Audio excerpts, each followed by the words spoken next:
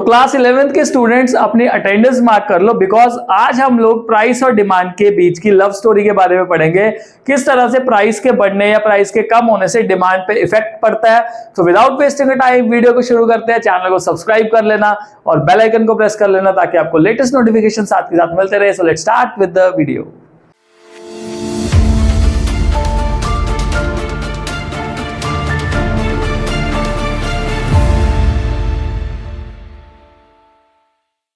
पहले निकल गया। ओके स्टूडेंट्स, तो what is the meaning of demand? देखो, डिमांड को समझने से पहले हमें दो और वर्ड्स को समझना चाहिए, और वो दो वर्ड्स है हमारे, पहला होता है डिजायर और दूसरा होता है वांट। अब डिजायर और वांट को समझते हैं। मान लो मैं ये गाड़ी खरीदना चाहता हूं, बड़ी अच्छी गाड़ी है, पर मेरे पास पैसे ही नहीं है जेब में। जालिम, जेब में पैसे होंगे जब तक तभी मैं वो गाड़ी जो है वो परचेज कर सकूंगा। तो मेरी अभी इस गाड़ी को खरीदने की सिर्फ इच्छा जाग रही है, डिजायर है, पर मेरे पास पैसा नहीं है। दूसरी चीज, अब मैंने मेहनत करके पैसा भी कमा लिया और गाड़ी भी खरीदना चाहता हूं, विलिंग हूं, बट मैं अभी खरीदने के लिए नहीं गया गाड़ी, तो गाड़ी मेरे लिए क्या होगी? वांट होगी। और तीसरी आती है डिमांड। डिमांड में क्या होता है? मेरे पास पैसा भी है और मैं शोरूम में चला गया गाड़ी खरीदने के लिए, इस पर्टिकुलर गाड़ी को मेरे को खरीदना है, तो वो मेरी क्या बन जाएगी? डिमांड बन जाएगी। तो इन सिंपल वर्ड, डिमांड एक ऐसी सिचुएशन होती है when consumer is willing and able. यहां पे ध्यान रखो, विलिंग भी होना चाहिए, जैसे मैं विलिंग था गाड़ी खरीदने के लिए, एबल भी होना चाहिए, मतलब मेरे पास कुछ पैसा पड़ा हुआ था गाड़ी को खरीदने के लिए, to buy a commodity at a particular price and at a given time. जिस भी प्राइस पे वो कमोडिटी मिलेगी उस टाइम पे मैं खरीदने के लिए जब रेडी हूं, that is called as my demand. Okay, और डिमांड जो है ना वो सफिशिएंट परचेजिंग पावर से बैक की जाती है। भाई, जेब में पैसा होगा तभी हम लोग डिमांड कर सकते हैं, अगर पैसा नहीं होगा तो हम डिमांड नहीं कर सकते। अलॉन्ग विद दैट हम विलिंग होने चाहिए उस चीज को खरीदने के लिए। जैसे ये हमारा स्क्विड गेम वाला फ्रंटमैन भाई जो है वो गाड़ी खरीदने के लिए रेडी है, पैसा भी पड़ा हुआ है इसके पास, तो उसको क्या कहेंगे हम लोग? डिमांड कहेंगे। अब अगर हम एक बेसिक डिफरेंस समझे between demand and quantity demanded, तो क्या डिफरेंस हमें देखने को मिलता है? तो देखो, कालिया हमारे पास अवेलेबल है हमारी हेल्प करने के लिए। कालिया क्या करता है? कालिया कहता है मैं 3 पिज्जा खरीदूंगा अगर मेरे को एक पिज्जा जो है वो 100 रुपए का मिल रहा है। अब मैं 2 पिज्जा खरीदूंगा अगर मेरे को एक पिज्जा जो है वो 200 रुपए का मिल रहा है, और मैं एक पिज्जा खरीदूंगा अगर मेरे को पिज्जा जो है वो कितने का मिल रहा है? 300 रुपए का मिल रहा है। तो क्या इससे प्रूव हुआ? तो demand refer to different possible quantities of a commodity. देखो, different possible quantities of a commodity that a consumer, consumer कौन है यहाँ पे? Kaliya, is ready to buy at different possible prices of that commodity. ये देखो, is ready to buy at a different possible prices of that commodity. तो इसको हम लोग क्या कहेंगे? डिमांड कहेंगे। मतलब जिसमें अलग अलग कॉम्बिनेशंस बन रहे हैं कमोडिटीज के अलग अलग प्राइसेस पे, जो कंज्यूमर खरीदने के लिए क्या है? तैयार है। On the other side, quantity demanded क्या होता है? क्वांटिटी डिमांडेड का मतलब है it refers to a specific commodity we purchase against a specific price of that commodity. इस पूरे कॉम्बिनेशन में से अगर मान लो सपोज मैं कहूं कि कालिया जो है वो एक पिज्जा खरीदने के लिए रेडी है, जब पिज्जे का रेट कितना है? 300 रुपए का पिज्जा है, तो उसको हम लोग कहेंगे क्वांटिटी डिमांडेड, मतलब specific quantity to be purchase against a specific price. तो यहां पे देखो कॉम्बिनेशंस बन रहे थे, बट यहां पे क्या बात चली? सिर्फ एक कॉम्बिनेशन की बात चली, स्पेसिफिकेशन की बात चल गई, उसको हम क्या कहेंगे जी? क्वांटिटी डिमांडेड कहेंगे। तो होपफुली आपको डिफरेंस जो है वो क्लियर हो गया। अब इसके बाद हमारे पास ना एक होता है इंडिविजुअल डिमांड और एक होती है मार्केट। नाम से आपको क्लियर होना चाहिए कि जो इंडिविजुअल डिमांड होती है वो क्या होती है। किसी भी एक इंडिविजुअल पर्सन की डिमांड को हम कहेंगे इंडिविजुअल डिमांड, राइट। और इंडिविजुअल डिमांड की हेल्प से हम लोग बनाते हैं एक इंडिविजुअल डिमांड शेड्यूल। शेड्यूल का मतलब है एक टेबल का फॉर्मेशन कर देते हैं हम लोग इंडिविजुअल डिमांड की हेल्प से। अब इसमें क्या क्या दिखता है? Now it refers to a table showing different combination of quantities of commodity that a particular buyer मतलब एक buyer is ready to buy at different possible prices of the commodity at a point of time। मतलब एक buyer जब अलग अलग combinations को खरीदने के लिए रेडी रहता है अलग अलग प्राइसेस पे, और उसको जब हम लोग टेबल के फॉर्म में शो कर देते हैं उसको क्या कहते हैं हम लोग, इंडिविजुअल डिमांड शेड्यूल कहते हैं। फॉर एग्जांपल अगर मान लो ये कालिया जो है वो पिज्जा खरीदना चाहता है, तो अगर मान लो वो 100 रुपए का प्राइस पे कर रहा है तो वो 4 क्वांटिटीज खरीदने को रेडी है, 200 पे 3, 300 पे 2 और 400 पे 1। तो ये हमारा टेबल फॉर्म में जब किसी भी इंडिविजुअल का डिमांड आ जाता है तो उसको हम लोग कहते हैं इंडिविजुअल डिमांड शेड्यूल। और इसी डिमांड शेड्यूल से हम लोग ना एक कर्व बनाते हैं और इस कर्व को कहा जाता है इंडिविजुअल डिमांड कर्व। कैसे बनेगी कर्व, यहां पे देखो ध्यान से। तो हमारे पास दो एक्सिस है, one is X axis, second is Y axis. Y axis पे हमारे पास प्राइस है, एक्स एक्सिस पे हमारे पास क्वांटिटी है। तो प्राइस चेक करते हैं 100, 200, 300, 400। तो 100, 200, 300 और 400। तो यहां पे आ गया 100, 200, 300 and 400। On the other side quantity demanded यहाँ पे 1, 2, 3 एंड 4। अब टेबल से अगर हम इसको देखें, रिलेट करें, तो 100 प्राइस पे कितनी क्वांटिटी है, 100 पे 4 क्वांटिटीज हैं, 4 यूनिट्स हैं, 4 पिज्जा कालिया परचेज कर रहा है। 200 पे कितनी है, 200 पे 3 है। 300 पे कितनी है, 300 पे 2 है। और 400 पे कितनी है, 400 पे 1 है। तो इस तरह से हमारे क्या बन गए, ये डायग्राम पे कॉम्बिनेशंस बन गए। और अगर हम इसको पॉइंट जोड़ दें तो ये जो कर्व बन रहा है मेरे पास, ये कौन सा कर्व बन रहा है, ये डिमांड कर्व बन रहा है। एंड यू नो ये डिमांड कर्व का जो स्लोप है वो क्या है, वो डाउनवर्ड स्लोप है।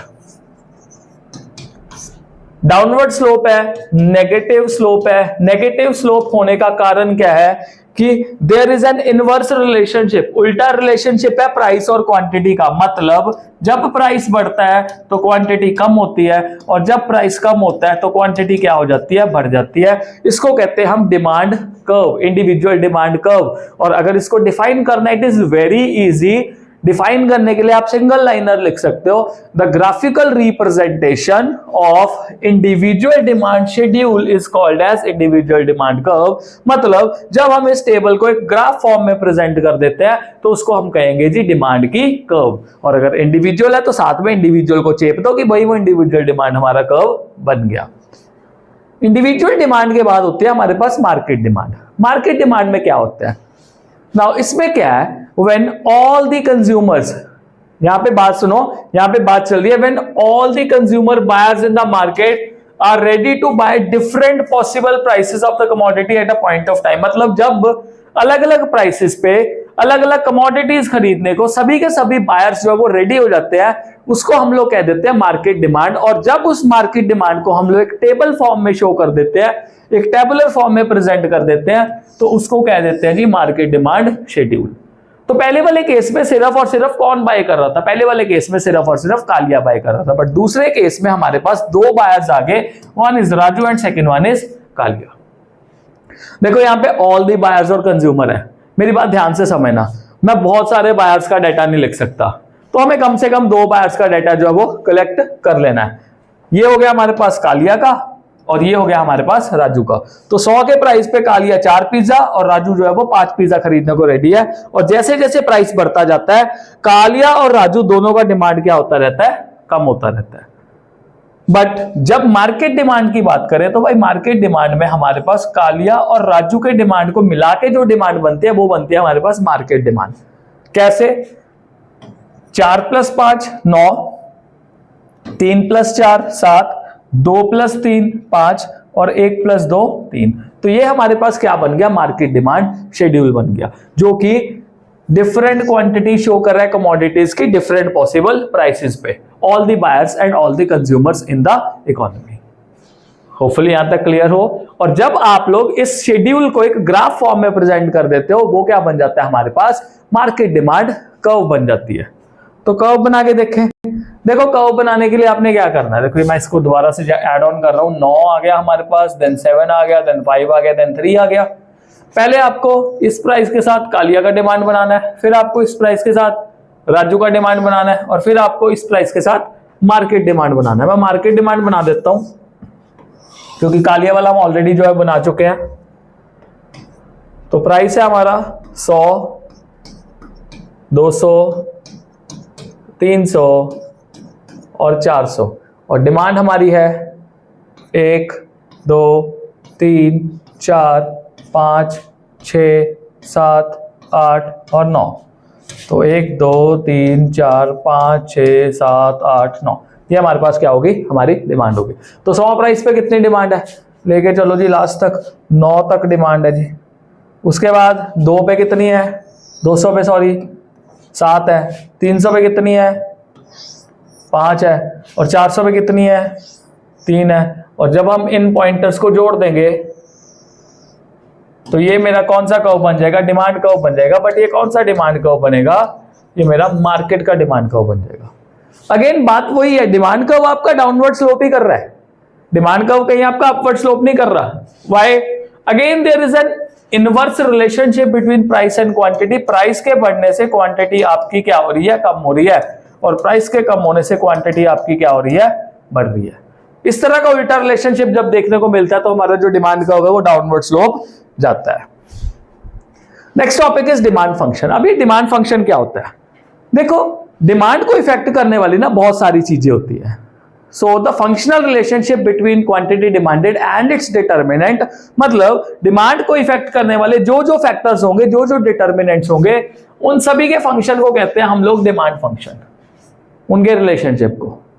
अब डिमांड फंक्शन जो है वो किस तरह से इंपैक्ट होता है, जो हमारी डिमांड है वो इन पर्टिकुलर कारणों की वजह से इंपैक्ट होती है। PX, PR, income, taste, expectation, population, income group, society, culture, इन सभी फैक्टर्स की वजह से हमारी डिमांड इफेक्ट होती है।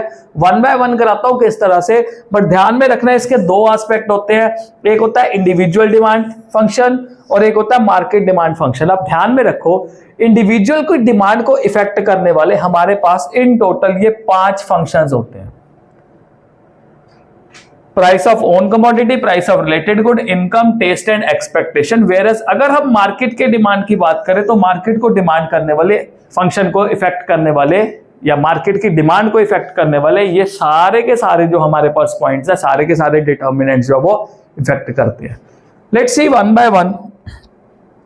सबसे पहला है own price of the commodity. ये बहुत ज्यादा आसान है, इसमें तो सिंपल एक चीज याद रखनी है, अगर भाई कमोडिटी का प्राइस बढ़ेगा तो सिंपल है जी, क्वांटिटी डिमांडेड कम हो जाएगी, और अगर प्राइस कम होगा तो क्वांटिटी डिमांडेड क्या हो जाएगी, बढ़ जाएगी। मान के चलो बर्गर किंग में एक बर्गर जो है वो 79 रुपीज का मिल रहा है, और इन्होंने ऑफर लगा दी कि 79 में 1+1 का नया ऑफर चल रहा है, बाय 1 गेट 1 फ्री, वेजिटेरियन लोगों के लिए खुशखबरी।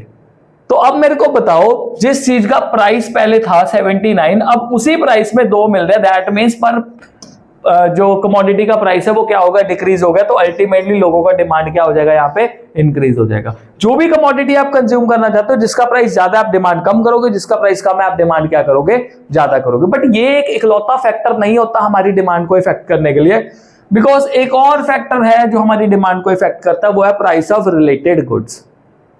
रिलेटेड गुड्स जो आपस में एक दूसरे के साथ रिलेट करते हैं उनको कहते हैं हम प्राइस ऑफ रिलेटेड गुड्स। अब हमारे पास 2 तरह के गुड्स है। Number 1 is substitute. सब्स्टिट्यूट का मतलब है एक गुड की जगह पे दूसरा गुड यूज किया जा सकता है, जिसको रिप्लेस किया जा सकता है। जैसे मार्केट में कोलगेट अवेलेबल नहीं है तो पेप्सोडेंट खरीद लो, कोक अवेलेबल नहीं है तो पेप्सी खरीद लो, टी अवेलेबल नहीं है तो कॉफी खरीद लो। ऐसे गुड्स सब्स्टिट्यूट गुड्स होते हैं। अब सब्स्टिट्यूट गुड्स हमारी डिमांड को कैसे इफेक्ट करते हैं, इसको समझने के लिए हमारे पास कोक एंड पेप्सी का एग्जांपल है। सब्स्टिट्यूट मतलब ढोलू बोलू जैसे एक जैसे दिखने वाले गुड्स जिनका पर्पस जो है वो सिमिलर पर्पस के लिए हम यूज करते हैं। फॉर एग्जाम्पल मान के चलो कोक का प्राइस जो है वो इंक्रीज कर गया, राइट, पर पेप्सी का डिमांड जो है, पेप्सी का जो प्राइस है वो क्या है, सेम है, कांस्टेंट है, बिल्कुल भी चेंज नहीं हो रहा। तो सिंपली समझो कोक के प्राइस के बढ़ने से पेप्सी का प्राइस अभी भी उतना ही है, पेप्सी वालों ने प्राइस नहीं बढ़ाया, तो अल्टीमेटली जो पेप्सी का क्वांटिटी डिमांडेड है वो क्या हो जाएगा, बढ़ जाएगा। पेप्सी का डिमांड जो होगा वो इंक्रीज होगा। पर अगर इससे उल्टा हो जाए कि कोक वालों ने गेम खेली और प्राइस कर दिया कम, पेप्सी वाले अभी वही प्राइस रख के बैठे हुए हैं, तो इससे भाई पेप्सी की जो क्वांटिटी डिमांडेड है वो क्या हो जाएगी, कम हो जाएगी। लोग क्या कहेंगे, भाई अब तो कोक सस्ती मिल रही है, कोक खरीदते हैं, पेप्सी क्या खरीदनी हमने। और अगर कोक बढ़ गया तो लोग बड़े शाने हैं। शाने क्यों है, लोगों को लगेगा आप कोक खरीद के क्या करेंगे, रेट बढ़ा है, उतने रेट में हमने पेप्सी जो है पहले से मिल रही है, तो हम लोग पेप्सी जो है वो परचेज करते हैं। तो इस तरह से सब्स्टिट्यूट गुड्स जो है वो डिमांड को इफेक्ट करते हैं। ऑन द अदर साइड अगर हम बात करें कॉम्प्लीमेंट्री गुड्स की, तो कॉम्प्लीमेंट्री गुड्स हमारी डिमांड को किस तरह से इफेक्ट करते हैं? पहले तो समझो कॉम्प्लीमेंट्री गुड्स कौन है। ऐसे गुड्स जो एक दूसरे के बिना जो है वो यूज नहीं किए जा सकते। अगर हम उनको साथ में यूज करेंगे तभी उनका कोई ना कोई पर्पस बनेगा। अगर साथ में नहीं है तो वो गुड्स यूज किए ही नहीं जा सकते। अकेले गुड्स का कोई भी काम नहीं है। जैसे गाड़ी में पेट्रोल, अगर पेट्रोल को अकेला रख दो और गाड़ी को बिना पेट्रोल के रख दो तो कोई किसी काम का नहीं है। तो दोनों को साथ में मिलना पड़ेगा, तभी जाके जो डिमांड है वो फुलफिल होगी। पर एक का प्राइस दूसरे की डिमांड को कैसे इफेक्ट करता है? मान के चलो पेट्रोल का रेट जो है वो बढ़ जाए, पेट्रोल का प्राइस बढ़ गया तो जो गाड़ी है उसकी डिमांड क्या हो जाएगी? कम हो जाएगी। ऑन द अदर साइड अगर मान लो सपोज पेट्रोल का रेट जो है वो कम हो गया तो जो गाड़ी है उसकी डिमांड क्या हो जाएगी? ज्यादा हो जाएगी। इस तरह से कॉम्प्लीमेंट्री गुड्स हमारी जो डिमांड है उसको क्या करते हैं? इफेक्ट करते हैं। जैसे पंजाब में भगवंत मान सरकार, आम आदमी पार्टी की सरकार ने ना इलेक्ट्रिसिटी फ्री कर दी, 600 यूनिट तक फ्री। तो यहाँ पे जो अप्लायंसेज है, इलेक्ट्रिकल अप्लायंसेज है, उनका डिमांड क्या हो गया? बढ़ना शुरू हो गया। एसी, कूलर, देन उसके बाद हीटर्स, इनका डिमांड में बहुत ज्यादा हाई जंप देखने को मिला। तो इस तरह से कॉम्प्लीमेंट्री गुड्स हमारी डिमांड को इफेक्ट करते हैं। फिर आता है इनकम ऑफ द कंज्यूमर। देखो जो इनकम है वो किस तरह से इंपैक्ट करती है किसी भी कंज्यूमर की डिमांड को। देखो अगर हम इनकम की बात करें तो इनकम हमारी डिमांड को दो गुड्स पे इफेक्ट करती है। पहला तो नॉर्मल गुड हो गया और दूसरा कौन सा हो गया? इंफीरियर गुड हो गया। नॉर्मल गुड्स जो बेसिक नेसेसिटी वाले गुड्स होते हैं, जो हम रेगुलर लाइफ में यूज करते हैं, और इंफीरियर गुड्स जो होते हैं वो सस्ते क्वालिटी के गुड्स होते हैं। अब अगर हमारा इनकम बढ़ेगा तो सीधी सी बात है नॉर्मल गुड्स का डिमांड भी बढ़ेगा, और अगर हमारा इनकम कम होगा तो नॉर्मल गुड्स का डिमांड भी क्या होगा? कम होगा। तो सीधा सीधा रिलेशन जो है वो देखने को मिलता है। But when it comes to inferior good, खुद अपने आप इस पे अप्लाई करके देखो। अगर आपके पास पैसा ज्यादा है तो क्या आप सस्ते गुड्स की डिमांड करोगे? आपको आंसर खुद मिल जाएगा, नहीं करोगे। क्या आप cheap quality of goods purchase करोगे? नहीं खरीदोगे। ऑन दी अदर साइड अगर गलती से इनकम कम हो जाए तो हमें उन इंफीरियर गुड्स पे शिफ्ट होना ही पड़ेगा। तो इस तरह से हमारी डिमांड जो है, यहां पे एक उल्टा रिलेशनशिप बन रहा है इनकम और क्वांटिटी डिमांडेड के बीच में। वहां पे सीधा सीधा रिलेशनशिप था और यहाँ पे कौन सा रिलेशनशिप बन गया? उल्टा। बिकॉज इंफीरियर वाले चीप होते हैं और नॉर्मल वाले बेसिक गुड्स होते हैं। टेस्ट और प्रेफरेंस हमारी डिमांड को बहुत ज्यादा इंपैक्ट करती है।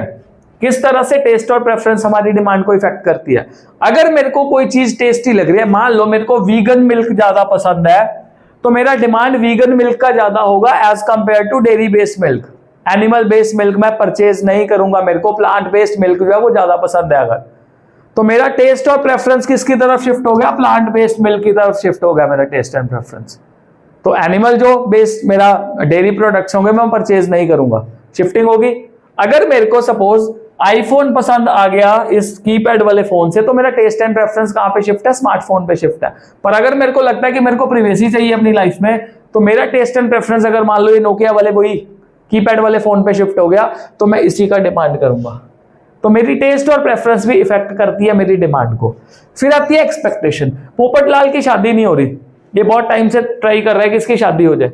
अब मान लो सपोज इसका रिश्ता हो गया, अब इसको पता लगा कि अभी के टाइम पे जो गोल्ड का रेट है वो मान के चलो 1,50,000 रुपीज चल रहा है, तो 1,50,000 पे चल रहा है 10 ग्राम गोल्ड का रेट। पोपटलाल को पता है कि 2 महीने के बाद गोल्ड का रेट जो है वो 2 महीने के बाद कितना हो जाएगा? 2 लाख रुपए हो जाएगा। तो इसकी क्या एक्सपेक्टेशन हुई कि आने वाले टाइम में जो रेट है वो बढ़ने वाला है गोल्ड का, तो इसकी प्रेजेंट में डिमांड क्या हो जाएगी? प्रेजेंट में इसकी डिमांड हो जाएगी ज्यादा। ये ज्यादा डिमांड करेगा, यार अभी खरीद के रख लो, अदरवाइज मेरे को 50,000 रुपए एक्स्ट्रा पे करना पड़ेगा। ये हो गया पहला सिचुएशन। दूसरा सिचुएशन अगर मान लो इसको पता है, इसको एक्सपेक्टेशन है कि गोल्ड का रेट आने वाले 2 महीने में 1 लाख रुपए तक पहुंच जाएगा, तो क्या ये अभी डिमांड करेगा या फिर 2 महीने के बाद डिमांड करेगा? ये कहेगा छोड़ो, अभी क्या करते हैं, फ्यूचर का जो डिमांड है वो बढ़ा देते हैं और प्रेजेंट का डिमांड जो है वो क्या कर देते हैं? कम कर देते हैं। ये होती है हमारी एक्सपेक्टेशन। और हम लोग ना काफी सारी एक्सपेक्टेशन करते हैं, सोचते हैं ना कि यार प्राइस बढ़ेगा, प्राइस कम होगा, उस तरह से हम लोग एक्सपेक्टेशन करते हैं। जैसे आजकल जो जिम वगैरह जाते हैं, वे प्रोटीन के रेट्स बहुत ज्यादा इंक्रीज हो रहे हैं, तो अगर वे प्रोटीन के रेट्स आने वाले टाइम में कहते हैं और ज्यादा इंक्रीज होंगे, इसके बहुत सारे फैक्टर्स हैं। अब मैं वो फैक्टर्स डिस्कस करने बैठ गया तो बहुत ज्यादा टाइम लग जाएगा। तो अभी बात चल रही है, कहते हैं वे प्रोटीन के रेट्स और ज्यादा बढ़ेंगे, तो अगर रेट्स बढ़ेंगे और ज्यादा तो मैं प्रेजेंट में स्टॉक पाइल अप करके रख लूंगा कि चल यार बाद में जो है देखी जाएगी, बाद की बात में देखेंगे, अभी तो खाने के लिए कुछ ना कुछ हो मेरे पास। तो ये होती है हमारी एक्सपेक्टेशन। देन आती है पॉपुलेशन। देखो जितनी ज्यादा पॉपुलेशन उतनी ज्यादा डिमांड, और जितनी कम पॉपुलेशन उतनी कम डिमांड। जैसे ही पॉपुलेशन हाई होगी तो डिमांड भी क्या होगी, ज्यादा, और जैसे ही पॉपुलेशन कम होगी डिमांड भी क्या होगी, कम होगी। इनकम ग्रुप, इनकम ग्रुप मतलब रिच बंदा, उसकी जो डिमांड है वो क्या होती है, ज्यादा, और पुअर बंदे की डिमांड क्या होती है, कम। फाइन। फिर आता है सोसाइटी एंड कल्चर। अब ये सोसाइटी एंड कल्चर क्या है, जैसी सोसाइटी जैसे कल्चर में हम लोग रहते हैं हमारी डिमांड भी वैसे होती है। जैसे दोनों के दोनों हमारे देश के लिए बहुत अच्छा खेलते हैं। अश्विन रिटायर हो चुके हैं, विराट कोहली अभी वनडे खेल रहे हैं, तो विराट कोहली नॉर्थ इंडिया से बिलोंग करते हैं और अश्विन जो है वो साउथ इंडिया से बिलोंग करते हैं।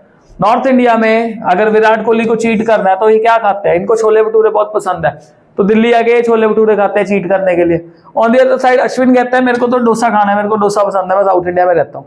तो जैसा इनका सोसाइटी वैसा कल्चर, इनका डिमांड भी क्या होगा उन चीजों का वैसा ही होगा। तो इस तरह से हमारी डिमांड जो है वो मल्टीपल कारण की वजह से इफेक्ट होती है, जो कि मैंने आपको पहली स्लाइड्स में बताया था, आप चेक कर सकते हो। PX own price of the commodity, PR price of related good, Y income, taste, expectation, population, income group, society and culture. इस तरह से हमारी डिमांड जो है वो इंपैक्ट होती है। नेक्स्ट टॉपिक हमारा जो है वो है लॉ ऑफ डिमांड। बहुत ही आसान।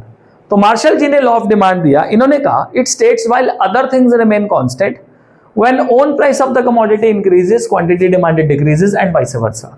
मतलब अगर कमोडिटी का खुद का प्राइस इंक्रीज होगा तो क्वांटिटी डिमांडेड डिक्रीज हो जाएगी, अगर खुद का प्राइस डिक्रीज होगा तो क्वांटिटी डिमांडेड क्या हो जाएगी, इंक्रीज हो जाएगी। बाकी सभी की सभी चीजें कांस्टेंट है। कौन सी चीजें हैं, आपको बताया था quantity demanded of X is the function of P X, P R, income, expectation, taste, then उसके बाद हमारे पास था population, income group, society, culture. ये सभी के सभी चीजें कांस्टेंट रहेंगी, सिर्फ और सिर्फ on price of the commodity में जो है वो चेंज आएगी। तो वही असम्पशन है, there will be no change in taste and preference, no change in the price of related goods, no change in the income level, there will be no future expectation. तो ऐसी कोई भी चीज change नहीं होगी, ऐसे कोई भी डिटर्मिनेंट चेंज नहीं होगा, सिर्फ कमोडिटी का अपना प्राइस या कम होगा या फिर क्या होगा, ज्यादा होगा। अब लॉ ऑफ डिमांड का टेबल देखते हैं, वही बात है। 100 रुपए का प्राइस है तो कालिया 4 पिज्जा खरीदेगा, 200 पे 3, 300 पे 2 और 400 पे 1। और इसका जो कर्व बनेगा वो same as it is individual demand curve वाला ही कर्व बनेगा। तो ये ऑलरेडी हम टेबल से कर्व जो है वो बना के देख चुके हैं। क्योंकि कर्व बना के देख चुके हैं we will not be wasting time, ताकि हमारा जो टॉपिक है अगला हम जल्दी से जल्दी कवर अप करें। और रिलेशनशिप जो है वो उल्टा है, इसी वजह से इसका जो स्लोप है वो क्या आ जाता है, डाउनवर्ड स्लोप जाता है। और पॉइंट आता है why does demand curve slopes downward, कि यार ये जो डिमांड है वो इस तरह से स्लोप क्यों करती है। देखो यार इस तरह से स्लोप करने का कारण तो यही है, प्राइस बढ़ेगा तो डिमांड कम होगी और प्राइस कम होगा तो डिमांड हमारी बढ़ जाएगी। बट इसके अलावा कौन कौन से कारण है। सबसे पहला कारण आता है law of diminishing marginal utility. अब इसका मतलब समझो, अगर मान लो सपोज मैं कोई चीज लगातार कंज्यूम करता हूं, वैसे मैंने ये चैप्टर में आपको करा दिया था पिछले वाले चैप्टर्स में, अगर मैं कोई चीज लगातार कंज्यूम करता हूं तो उसको मेरा खाने का जो सेटिस्फेक्शन लेवल है उस कमोडिटी का मेरा क्या हो जाएगा, रिड्यूस हो जाएगा, क्योंकि मैं उससे सेटिस्फाई हो जाऊंगा। अगर मैं मान लो मार्केट में मोमोज खाने जाता हूं तो पहला मोमोज मेरे को बहुत स्वाद लगेगा और जैसे जैसे मैं मोमोज ग्रेजुअली कंज्यूम करता रहूंगा मेरे को उसका स्वाद जो है वो कम लगना शुरू हो जाएगा, बिकॉज मैं सेटिस्फाई हो जाऊंगा। पर जब आप लोग सेटिस्फाई हो जाते हो, आप सीधी बात समझो, when you people will get satisfaction from eating whatever you are eating, उसके बाद क्या आप उस कमोडिटी का ज्यादा प्राइस पे करना पसंद करोगे? Answer is no. आप कहोगे कि मेरे को ये अब कमोडिटी अगर कम रेट में मिल रही है तब मैं खरीद लूंगा, अदरवाइज मैं ये कमोडिटी नहीं खरीदूंगा। अगर आप एक शूज खरीदते हो तो पहला तो आप प्राइस दे दोगे, दुकानदार के दूसरा शूज खरीद ले तो कहेगा प्राइस कम लगाएगा, तब मैं डिमांड कर लेता हूं, बिकॉज यू आर सेटिस्फाइड। तो ये law of diminishing marginal utility जो है वो इसी तरह से हमारी डिमांड कर्व को डाउनवर्ड स्लोप पे लेके आती है। Second, income effect. अब इसका मतलब समझो, हमारे पास मान के चलो 1000 रुपया पड़े होगा और हमें एप्पल खरीदना है, 1000 के 1000 कई, और एप्पल का जो प्राइस है वो चल रहा है 100 रुपी पर केजी। तो कितने किलो एप्पल खरीद सकते हैं हम लोग? 10 किलो एप्पल जो है वो खरीद सकते हैं। मैक्सिमम 10 किलो खरीद सकते हैं, खरीदने पूरे के पूरे 1000 रुपए के। अब मान लो सपोज एप्पल का जो रेट है वो बढ़ के हो गया 200 रुपए पर केजी। तो अब मैं 1000 रुपए से कितना खरीद सकता हूं? मैं सिर्फ 5 किलो सेब खरीद सकता हूं। कारण उसका क्या है? बिकॉज जब भी किसी कमोडिटी का प्राइस बढ़ता है तो मेरा रियल इनकम जो है वो क्या हो जाता है? फॉल हो जाता है। और जब रियल इनकम फॉल होता है तो मैं उतने ही पैसे से कम कमोडिटी खरीद सकता हूं, क्योंकि मैं 1000 रुपए से पहले प्राइस कम होने की वजह से 10 किलो खरीद रहा था, अभी उसी 1000 रुपए से प्राइस बढ़ने की वजह से मेरा रियलिटी में इनकम कम हो गया, क्योंकि अब उतने पैसे से मैं कम एप्पल जो है वो खरीद पा रहा हूं। ऑन द कॉन्ट्रेरी, अगर मान लो एप्पल का रेट 50 रुपए पर किलो हो गया सपोज, तो अब 1000 रुपए की हेल्प से मैं कितने खरीद सकता हूं? 20 केजी।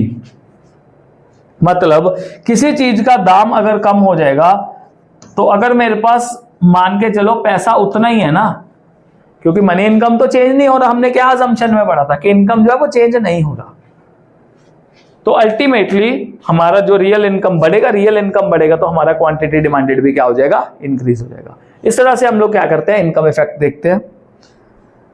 फिर आता है सब्स्टिट्यूशन इफेक्ट। सिंपल है, कोक का दाम बढ़ेगा तो हम पेप्सी का डिमांड करेंगे, और कोक का जो प्राइस है कम होगा तो हम लोग पेप्सी का डिमांड जो है वो क्या करेंगे? कम करेंगे। हम ऑलरेडी सब्स्टिट्यूशन इफेक्ट को पहले भी देख चुके हैं। साइज ऑफ कंज्यूमर ग्रुप, देखो यार, साइज ऑफ कंज्यूमर ग्रुप कब बढ़ता है? कंज्यूमर कब ज्यादा चीजों को खरीदते हैं? जब उनको लगता है कि प्राइस कम है, तभी जाके उनकी डिमांड जो है वो ज्यादा होती है। और सेल के टाइम पे ऐसा बहुत ज्यादा देखने को मिलता है। जब भी ऑफ सीजन होता है तो ऑफ सीजन के टाइम पे जानबूझ के दुकानदार क्या करते हैं? सेल लगा देते हैं। सेल लगाने से प्राइसेस को कम कर देते हैं, प्राइसेस को तोड़ा जाता है, उससे कंज्यूमर ग्रुप का जो साइज है वो इंक्रीज हो जाता है, तो अल्टीमेटली डिमांड भी क्या हो जाती है? इंक्रीज हो जाती है। बट अगर मान लो प्राइस बढ़ गए तो क्वांटिटी डिमांडेड क्या हो जाएगी? कम हो जाएगी। फ्लिपकार्ट, मिंत्रा, अमेजॉन ये बहुत ज्यादा स्मार्टली प्ले करते हैं। इंडिपेंडेंस डे का ऑफर लगा दिया, दिवाली का ऑफर लगा दिया, दशहरा का ऑफर लगा दिया, बहुत सारे फेस्टिवल्स का ऑफर लगाते हैं जिसमें ये अपने कंज्यूमर ग्रुप को इंक्रीज करते हैं प्राइसेस को कम करके, और क्वांटिटी डिमांडेड क्या हो जाता है? हमारा इंक्रीज हो जाता है। Next is different uses. कुछ कमोडिटीज ऐसी होती है जिसके अलग अलग यूजेस हो सकते हैं। जैसे मान लो मिल्क है, तो मिल्क को तो बहुत मल्टीपल पर्पस के लिए यूज किया जा सकता है। दही बनाने के लिए, मक्खन बनाने के लिए, घी बनाने के लिए, मिठाई बनाने के लिए, खीर बनाने के लिए, और भी बहुत सारे पर्पसेस है। वे प्रोटीन बनाने के लिए, बहुत सारे पर्पसेस के लिए दूध का यूज किया जाता है। बट इन डिफरेंट यूजेस को तभी किया जाएगा जब दूध का दाम क्या होगा? कम होगा। तभी दूध की क्वांटिटी डिमांडेड क्या होगी? ज्यादा होगी। तभी हम मल्टीपल पर्पस के लिए दूध का यूज करेंगे, अदरवाइज हम लोग मल्टीपल पर्पसेस के लिए दूध का यूज कभी भी नहीं करेंगे। तो दीज आर द रीजंस कि हमारा जो डिमांड कर्व है वो डाउनवर्ड स्लोप जाता है। Now we have few exceptions of law of demand. अभी तक हमने पढ़ा कि जो डिमांड कर्व है उसका जो स्लोप है वो डाउनवर्ड है, बट एक्सेप्शंस के टाइम पे हम लोग देखते हैं कि जो डिमांड कर्व है उसका स्लोप अपवर्ड जाता है। मतलब अगर प्राइस 1 है तो क्वांटिटी 1 है, अगर प्राइस 2 हो गया तो क्वांटिटी भी कितनी हो जाएगी? 2 हो जाएगी। मतलब यहाँ पे पॉजिटिव रिलेशन है, प्राइस के बढ़ने से क्वांटिटी बढ़ रही है और प्राइस के कम होने से क्वांटिटी क्या हो रही है? कम हो रही है। और ये पॉसिबिलिटी सिर्फ और सिर्फ एक्सेप्शंस में ही आएगी। अब एक्सेप्शंस में हमारे पास सबसे पहला आता है गिफन गुड। प्रोफेसर गिफन ने इसका डेफिनेशन दिया था। प्रोफेसर गिफन कहते हैं जी गिफन गुड्स होते हैं चीप क्वालिटी के, इंफीरियर जो गुड्स होते हैं वो वाले। और इनके केस में जो रिलेशनशिप है प्राइस और क्वांटिटी का वो क्या निकल के आता है? पॉजिटिव निकल के आता है। समझो, देखो हमारे पास कोर्स व्हीट फ्लोर है जो एक गिफन गुड है, और एक तरफ है वेजिटेबल और मीट। मान के चलो व्हीट फ्लोर जो है वो 50 रुपए पर किलो है, और वेजिटेबल और मीट जो है वो 200 रुपए के हैं। अब सिंपल सी बात है ना, ये सस्ता है ये महंगा है। बट अगर मान लो सपोज कोर्स व्हीट फ्लोर का रेट बढ़ गया, बढ़ के 100 रुपए पर केजी भी हो गया, और ये जो मीट और वेजिटेबल है इसका रेट मान लो 180 रुपए हो गया, still people will buy these Giffen goods, because अभी भी अगर मैं कंपेयर करूं इसके और इसके रेट में बहुत ज्यादा फर्क है। तो इस वजह से लोग जब भी प्राइस बढ़ते हैं तो क्वांटिटी किसका डिमांड करते हैं? अभी भी गिफन गुड्स का ही डिमांड करते हैं, because at the end of the day उनके पास कंपैरिजन को बाद में करने में उनको पता लगता है कि अभी भी मेरा जो ये कोर्स व्हीट फ्लोर है मेरे को सस्ता ही पड़ रहा है। Second in line are Veblen goods. Veblen goods का डेफिनेशन प्रोफेसर वेबलन ने दिया। प्रोफेसर वेबलन कहते हैं जो अमीर लोग होते हैं ना, जो लग्जरियस गुड्स को पसंद करते हैं, वो उनको पसंद करते हैं उसके प्राइस टैग को देख के। अगर प्राइस ज्यादा होगा तो डिमांड भी क्या होगी, ज्यादा होगी, और अगर प्राइस कम होगा तो डिमांड भी क्या होगी, कम होगी। अब ये जो अंबानी मैडम है, तो क्या ये सस्ता सामान वेयर करेंगे? क्या ये लोकल मार्केट से सामान वेयर करेंगी? नो, इनके पास जो भी सामान होगा वो लग्जरियस सामान होगा। इवन ये तो नॉर्मल पानी भी नहीं पीते, इनका तो पानी है बहुत ज्यादा कॉस्टली होता है। अगर मान लो ये कहीं पे बाहर जाके सामान अपना खरीदती है, तो ये होता है वेबलन गुड्स। जैसे 3 इडियट्स में वो सुहास था ना, वो कहता था मेरी 2.5 लाख की घड़ी है, मेरी 10 लाख की शेरवानी है, 2.5 लाख के जूते हैं, पता नहीं क्या क्या था। वो सारा का सारा वेबलन गुड्स की कैटेगरी में आएगा, जिनको वो कहते हैं कि प्राइस ज्यादा तो डिमांड भी क्या होगी, ज्यादा होगी। And finally we have irrational judgement. Sometimes ना हमारे दिमाग में एक चीज बिठा दी जाती है, एक मिथ बिठा दिया जाता है कि जिस चीज का रेट ज्यादा है उस चीज का डिमांड जो है वो करो, क्योंकि इसकी क्वालिटी बहुत ज्यादा अच्छी होगी। ये एक बहुत बड़ा मिथ जो है वो क्रिएट किया होता है कई बार, और इसी मिथ की वजह से हम लोग क्या करते हैं, प्राइस ज्यादा देकर भी क्वांटिटी डिमांडेड जो है वो ज्यादा बाय कर लेते हैं। अच्छा निकले ना निकले वो सेकेंडरी है, वो होता है हमारा इरेशनल जजमेंट, जिसको हम इग्नोरेंस भी कह देते हैं। तो हमारे पेरेंट्स कई बार ही कहते हैं, पर्टिकुलरली जो मिलेनियल्स है ना, उनके पेरेंट्स बहुत कहते थे कि इसका प्राइस ज्यादा है, चीज होगी बहुत ज्यादा अच्छी होगी, एक बार ही खर्च लो, महंगी है पर वधिया है। These are kinds of irrational judgement जो लॉ ऑफ डिमांड की एक्सेप्शंस में आती है। Next topic is movement along the demand curve. अब movement along the demand curve का मतलब क्या है? देखो, it refers to extension and contraction in demand due to change in price, due to change in own price of the commodity. मतलब या तो हमारी डिमांड एक्सटेंशन में जाएगी, एक्सटेंशन मतलब बढ़ना, या हमारी डिमांड क्या होगी, कॉन्ट्रैक्ट होगी, मतलब कम होना, due to own price of the commodity while other things remain constant. वही सिंपल सी कहानी, प्राइस बढ़ेगा या प्राइस कम होगा, उसकी वजह से हमारी क्वांटिटी जो है या तो कम होगी या क्वांटिटी बढ़ेगी। बाकी जितने भी फैक्टर्स है वो क्या रहेंगे, सेम टू सेम रहने वाले। तो सबसे पहले पढ़ते हैं एक्सटेंशन। एक्सटेंशन का मतलब क्या है, बहुत इजी है। अगर मान लो सपोज पहले प्राइस 5 था और क्वांटिटी 1 थी, अब प्राइस 1 हो गया, क्वांटिटी कितनी होगी, 5 होगी। मतलब इसका मतलब है it refers to increase in quantity demanded, it refers to increase in quantity demanded due to decrease in own price of the commodity. Commodity का खुद का प्राइस कम हुआ, क्वांटिटी बढ़ गई, तो उसको कहेंगे हम extension in quantity demanded. Diagram देखते हैं इसका। तो ये हमारे पास आ गया एक्स एक्सिस, ये आ गया वाई एक्सिस, यहाँ पे आ गया मेरे पास प्राइस 1 and 5, 1 and 5। 5 पे क्वांटिटी कितनी है, 1 है, और 1 पे कितनी है, 5 है। तो ये मेरा क्या बन गया, डिमांड कर्व बन गया। यहाँ पे ध्यान देना एरोज पे, प्राइस 5 से कितना आया, 1 आया, तो देखो जी ये एरो आ गया। क्वांटिटी 1 से कितनी हुई, 5 हुई, तो ये एरो आ गया। और यहाँ पे डिमांड कर्व का जो स्लोप है वो क्या जा रही है, डाउनवर्ड मूवमेंट जा रही है, बिकॉज दिस इज मूवमेंट, ये क्या होगी, डाउनवर्ड मूवमेंट होगी।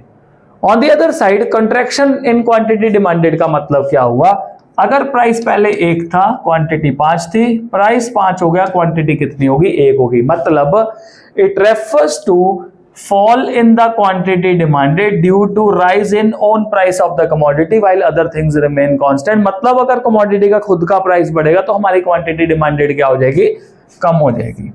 इसको कहेंगे हम लोग contraction। तो इसका डायग्राम आप चेक करो, x y, यहाँ पे प्राइस और यहाँ पे क्वांटिटी, तो यहाँ पे 1 5 1 5।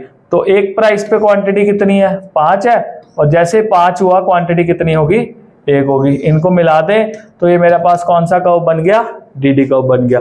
अब एरो देखो, 1 से प्राइस बढ़ के कितना हुआ, 5 हुआ, और 5 से क्वांटिटी कम होके कितनी हुई, 1 हुई। एरो का शिफ्टिंग इस साइड हो रहा है, तो ये कौन सा मूवमेंट आ जाएगा, upward movement of demand curve. दोनों को आप कंपेयर कर सकते हो, यहाँ पे एरो का देखो और वहां पे एरो का देखो। और ध्यान रखना एक चीज, movement along the demand curve में जो मूवमेंट है वो सेम डिमांड कर्व पे होगी, एक ही डिमांड कर्व बनेगी, मल्टीपल डिमांड कर्व ग्राफ पे नहीं बनेगी। ये होती है movement along the demand curve. और इसके साथ रिलेटेड टॉपिक बनता है shift in the demand curve. अब shift in the demand curve और movement along the demand curve में क्या डिफरेंस होता है? देखो जो शिफ्टिंग होती है ना, उस केस में जो खुद का कमोडिटी का प्राइस है वो कांस्टेंट रहेगा, बाकी सारे फैक्टर्स उस डिमांड को क्या करेंगे? चेंज करने में लगे रहेंगे। Now it refers to increase and decrease in quantity demanded due to factors other than own price of the commodity. मतलब जो हम प्राइस बढ़ा रहे थे या जो हम प्राइस कम कर रहे थे वो चीज अब नहीं होगी, बाकी फैक्टर्स हमारी डिमांड को इफेक्ट करेंगे। अब इसमें हमारे पास इंक्रीज इन डिमांड आता है और दूसरा कौन सा आता है? Decrease in demand. अब इसको समझते हैं। पहले प्राइस 10, क्वांटिटी 100, अब प्राइस कितना हो गया? फिर 10 है और क्वांटिटी कितनी होगी हमारे पास? 200। मतलब प्राइस में कोई चेंज नहीं है, बट स्टिल हमारी क्वांटिटी जो वो इंक्रीज कर रही है। अब अगर ऐसा है तो भाई इसका डिमांड कर्व कैसे बनेगा? देखते हैं। तो यहाँ पे वही आ गया, 0 आ गया, x आ गया, y आ गया, y एक्सिस पे हमारे पास प्राइस आ गया, x एक्सिस पे क्वांटिटी आ गया। प्राइस तो कांस्टेंट है ना, 10 ही रह रहा है। यहाँ पे 100 है, यहाँ पे 200 है, 100 200। अब ये देखो, ये हो गया एक डिमांड dd और ये हो गया दूसरा डिमांड d1। ये बहुत ज्यादा इंपॉर्टेंट टॉपिक है, आपके कोर्स के लास्ट चैप्टर्स को समझने के लिए बहुत ज्यादा इंपॉर्टेंट है। इवन क्लास 12th में भी इस टॉपिक का बहुत ज्यादा यूज आपको देखने को मिलेगा एक चैप्टर में जिसका नाम है फॉरेन एक्सचेंज रेट। अब ये देखो, डिमांड मेरा 100 से कितना हो गया? 200 हो गया। डिमांड मेरा 100 से कितना हो गया? 200 हो गया। क्यों? बिकॉज बाकी फैक्टर्स ने मेरी डिमांड को क्या कर दिया? चेंज कर दिया। और ये जो शिफ्ट है, ये कौन सी साइड पे शिफ्ट है? ये है राइट साइड पे शिफ्ट। तो इसको हम राइटवर्ड शिफ्ट भी कह देते हैं। इंक्रीज तो है ही है, बट इसको शिफ्टिंग को स्पेसिफिकली क्या कहा जाता है? Rightward shift. अब इसके कुछ कॉजेस समझ लो, क्यों होती है rightward shift. Number 1 is income में इंक्रीज होना। जब आपकी इनकम इंक्रीज होगी तो ऑटोमेटिकली डिमांड भी क्या होगी? बढ़ेगी, तो राइटवर्ड साइड में शिफ्ट जाएगा। Increase in price of substitute good. Simple है ना, अगर कोक का दाम बढ़ गया तो पेप्सी का डिमांड जो है वो बढ़ जाएगा, तो पेप्सी कौन सी साइड पे शिफ्ट हो जाएगी? राइट साइड पे शिफ्ट हो जाएगी। Third, decrease in price of complementary good. Petrol का रेट कम होते ही गाड़ी की डिमांड क्या हो जाएगी? बढ़नी शुरू हो जाएगी। अगर पेट्रोल का रेट कम हो जाएगा, आज ही मान लो मोदी जी अनाउंस कर दें रात को 8 बजे आए, तो भाइयों बहनों पेट्रोल जो है वो 105 रुपए से 50 रुपए का हो गया, तो भाई देखना गाड़ियों की डिमांड कितनी ज्यादा बढ़ जाएगी, गाड़ियों के सेल में कितने ज्यादा इंक्रीमेंट देखने को मिलेगा और गाड़ियों की सेल जो है राइटवर्ड साइड में शिफ्ट हो जाएगी। When taste and preference shifts in favour. अगर कोई चीज हमें बहुत ज्यादा सवाल लगने लग जाए तो हमारा जो डिमांड है उस चीज का बढ़ता है, तो वो कमोडिटी राइट साइड पे शिफ्ट होगी। When availability of commodity is expected to reduce in future. अगर मान लो वॉर हो जाए सपोज, तो हमें लगेगा कि जो कमोडिटी हमें आज मिल रही है वो क्या पता 1 महीने बाद मिले ना मिले, तो आप लोग उस कमोडिटी का एट एग्जिस्टिंग प्राइसेस क्या करना लग जाओगे? स्टॉक करना शुरू कर दोगे। आपकी डिमांड जो क्या होगी? इंक्रीज हो जाएगी। और अगर आपकी डिमांड इंक्रीज होगी तो आपका शिफ्ट जो है वो कौन साइड पे जाएगा? वो इस साइड से इस साइड पे, राइटवर्ड साइड पे शिफ्ट हो जाएगा। Got it? On the other side अगर हम बात करें decrease in demand, price 10, quantity 200 से कितनी होगी? आपकी 100 होगी। तो डिमांड जो हो रही है वो आपकी डिक्रीज हो रही है। अब मैं अगर इसको डायग्राम से समझाऊं, y axis, x axis, price 10 का 10 ही है, 100 एंड 200, ये हो गया 200 वाला डिमांड कर्व और ये हो गया मेरा 100 वाला डिमांड कर्व। तो कौन सी साइड पे शिफ्ट आ रहा है? लेफ्ट साइड पे शिफ्ट आ रहा है। तो इसको कौन सा शिफ्ट कहेंगे हम लोग? लेफ्टवर्ड शिफ्ट हम लोग कहेंगे, राइट? और इसके कॉजेस जो है वो राइटवर्ड शिफ्ट वाले कॉजेस से कंप्लीटली ऑपोजिट है। उसमें इनकम इंक्रीज हो रहा था, इसमें इनकम क्या होगा? डिक्रीज होगा। उसमें सब्स्टिट्यूट का प्राइस बढ़ रहा था, इसमें सब्स्टिट्यूट गुड का प्राइस कम होगा। उसमें कॉम्प्लीमेंट्री गुड्स का प्राइस कम हो रहा था, इसमें क्या होगा? ज्यादा होगा। इसमें टेस्ट और प्रेफरेंस कमोडिटी के अगेंस्ट शिफ्ट हो जाएगा और अवेलेबिलिटी जो है वो कमोडिटी की फ्यूचर में इंक्रीज होगी। जैसे फॉर एग्जांपल मान लो सपोज अभी मैंगो का सीजन खत्म, तो जब गर्मियां आएंगी फ्यूचर में पता है ना कि फ्यूचर में रेट्स जो है वो कम हो गए मैंगो के, तब खरीद लेंगे। तो उस टाइम पे जो डिमांड है वो क्या हो जाएगा? हमारा शिफ्ट हो जाएगा कौन सी साइड पे? लेफ्ट साइड पे। अब सवाल ये उठता है कि जो इसका क्वेश्चन है वो कैसे बनता है। देखो क्वेश्चन बनने के लिए हमारे पास लेट्स से हम ये सब्स्टिट्यूट गुड्स का केस ले लेते हैं। आपसे पूछा जाएगा that how does the change in price of substitute goods impact the demand for the substitute good। Substitute goods के प्राइस में चेंज होने से उनकी डिमांड पे क्या इफेक्ट पड़ता है। तो आपको एक गुड को अपना गुड मानना पड़ेगा। फॉर एग्जांपल मान लो आप पेप्सी को अपना प्रायोरिटी वाला गुड मान रहे हो, तो आपने क्या करना है, आप लोगों ने एक डायग्राम बनाना है, राइट। डायग्राम बनाने के टाइम पे आप लोग यहाँ पे लिखोगे क्वांटिटी डिमांडेड ऑफ पेप्सी, क्योंकि आपका गुड कौन सा है, पेप्सी है, और यहाँ पे आप क्या लिखोगे, प्राइस ऑफ पेप्सी। इस तरह से आप लोग लिख दोगे। पेप्सी का प्राइस जो है, क्योंकि आपका गुड जो है वो पेप्सी है, तो पेप्सी का जो प्राइस है वो क्या रहने वाला है, कांस्टेंट रहने वाला है। वेयर एज कोक का प्राइस जो होगा वो बढ़ेगा भी, और कोक का प्राइस जो है वो क्या होगा, कम भी होगा। तो यहां पे तो कांस्टेंट आ गया। तो आप पहले एक इनिशियल डिमांड कर्व जो है वो बना के रख लो, डी। ये आप बेसिक, ये तो बेसिक करना ही करना पड़ेगा हम लोगों को। आप एट एनी कॉस्ट आप लोगों को ये चीज करनी पड़ेगी, राइट। अब मान के चलो सपोज अगर मान लो कोक का प्राइस जो है वो बढ़ गया, सिंपल, पेप्सी का प्राइस अभी भी उतना ही है, तो यार कोक की डिमांड क्या हो जाएगी, इंक्रीज हो जाएगी। और अगर पेप्सी की डिमांड क्या हो जाएगी, इंक्रीज हो जाएगी। और अगर पेप्सी की डिमांड इंक्रीज होगी तो ये कौन से साइड पे शिफ्ट आएगा, राइट साइड पे।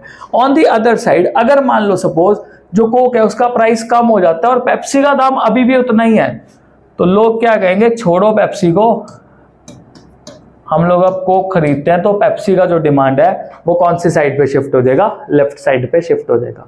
आप इस तरह से अपने सभी आंसर्स को कोट कर सकते हो, बिकॉज आपको अगर पता है कि लेफ्ट क्यों जाता है, राइट क्यों जाता है, जो कि हमने ऑलरेडी जो है वो कॉजेज में कर लिया था, तो उससे आप लोग अपना आइडिया लगा सकते हो। एक और एग्जाम्पल अगर करनी है तो कर लेते हैं।